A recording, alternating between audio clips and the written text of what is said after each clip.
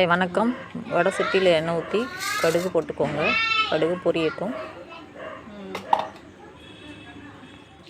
வாழைக்காய் கறி எப்படி செய்யுதுன்னு பார்க்கலாம். கருவேப்பிலை கொஞ்சம் போட்டுக்கோங்க. கருவேப்பிலை நல்லா பொரியட்டும்.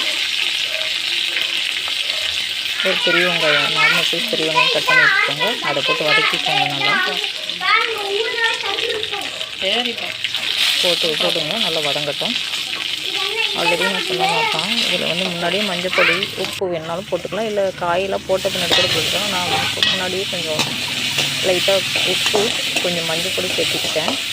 நீங்களும் போட்டு சேர்த்து நல்லா சீக்கிரம் வதங்கிடும்.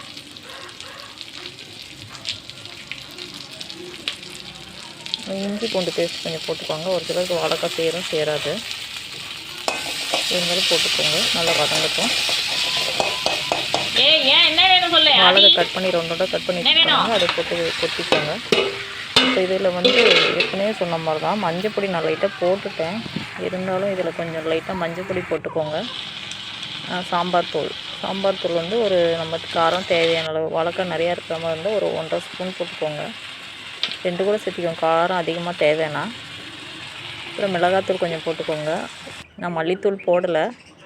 மிளகாத்தூள் 1 ஸ்பூன் தான் போட்டு லைட்டாக தண்ணி ஊற்றிக்கோங்க. 1 டம்ளர் தண்ணி இருந்தால் போதும். ரொம்ப வெந்துடும். அது நமக்கு கிரேவி மாதிரி, அதாவது என்ன சொல்கிறது, பிரட்டின மாதிரி இருக்கணும்னா நம்ம தேவையில்லை. இது நல்லா ஓரளவுக்கு வெந்துடும்.